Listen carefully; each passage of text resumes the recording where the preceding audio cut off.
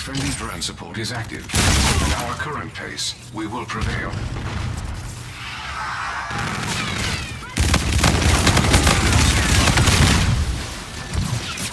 Hello, Sim here. So I've been getting lots of interaction with you guys over my recent LagCod videos, and understandably so.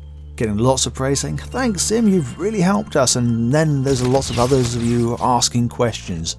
You know, rightly so, I understand that. It's not straightforward stuff all the time. So, sort of stuff I'm going to be covering in this video is, do I really need an A+ buffer bloat? When should you set these speeds? What game mode should I be playing whilst I'm doing this testing? What about trying to keep some sort of consistency, not just in your testing in game, but your buffer bloat consistency too? And how do I go about improving that buffer bloat for low speeds? I can't throttle the entire house using the global congestion sliders, even though that's the easiest way of doing it. You know, I showed you device prioritization. So I'm going to talk through this stuff, because some of this stuff I've covered in the past, 4 years ago or so. Not the buffer bloat stuff, that's a relatively new thing, but some of this other stuff I would have covered in previous videos, and I want to make sure I cover it here because some of you have only just found my channel.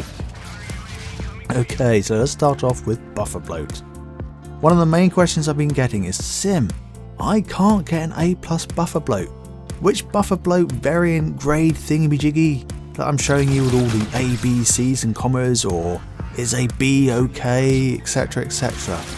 And the answer is because you guys won't all live in the UK, you'll be living in various parts of the world, and your ISP is going to have a factor on this, you know, your just the local infrastructure and all that stuff, and how far away the DSL report servers are that are testing, you know, your line or your internet connection to them to determine your buffer bloat, right? So there's variables here.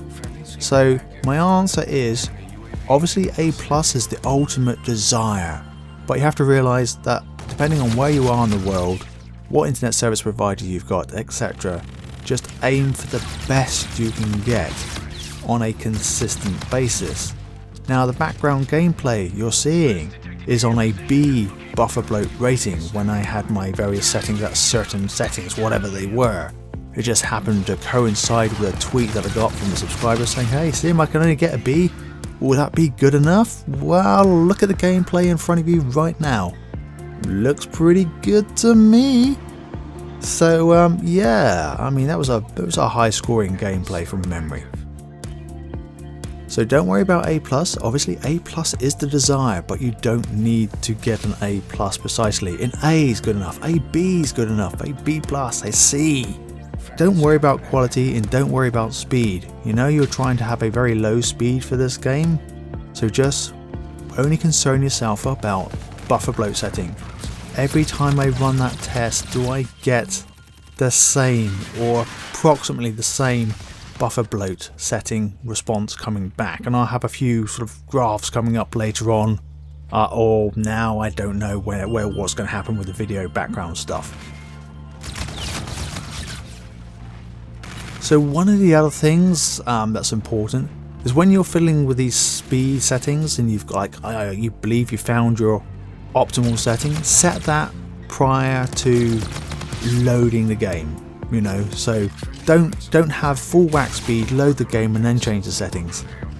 Change the settings first, then load the game, because when the game loads it does its network testing. Okay. One of the other things I've been doing whilst I've been testing is I've always played core TDM. Why? I get to see what's going on with the kill cams, I can see the reactions. You might not like core, you might not like TDM, but what I can guarantee you is you'll be able to see exactly whether you're being BS'd, and 2, you're playing the most popular game mode, so you've got the best possible connections possible to allow you to establish whether this setup is going to work for you. Okay. Also, the other things I'm going to suggest is use the same weapon, the same class setup, the same sensitivity settings. You only want to be messing about with your network speed settings for that buffer bloat. You want to keep everything else constant to go, is this having an effect? A positive effect. And that's what we're looking for. So when we're coming down to consistency for the buffer bloat, you know, this is tricky, and I found it tricky. to get a low speed whilst not throttling the entire house. So if you watch my speed versus buffer bloat video, I believe my optimum settings globally was 40% download and 70% upload. So I went, okay, we'll set those settings there because I know that's stable. And now I'm going to go to device prioritization, untick the excess share and see what happens. Now for me, yeah, I got pretty good ratings and stuff like that, but the upload speed was way too high. So I sort of like dragged it down by 10% at a time, did a few retests and stuff. I didn't want to slide around the device prioritization flower petals because if you can see, I got 12 devices and some of them can have their names all blocked out and stuff. But I got 12 devices and 12 times 8 is not 100. So the petals don't give you a precise 1-to-1 percentage, and that's a limitation with current way the OS works on the NetDoomer. So instead I just untick the share excess and then I slide the global sliders around to try and get it to the best value I can. So I experimented around, I tried went down by 10% at a time, and then I sort of like, oh, 40% looks goodish, 50% looks better, but the upload speed's too high on the 50, it was just too high. Bullets wasn't registering at all, so that was like, hit detection isn't working for me, man. So I found via a lot of experimental and trial and error, 38% seemed to be the sweet spot. I tended to get a more stable, consistent buffer bloat.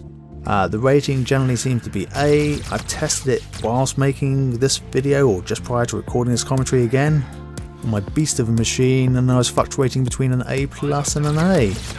And it's like, and that's like, we're talking about 10 o'clock in the evening, so that's pretty good because obviously the ideal time to test this stuff is during the day.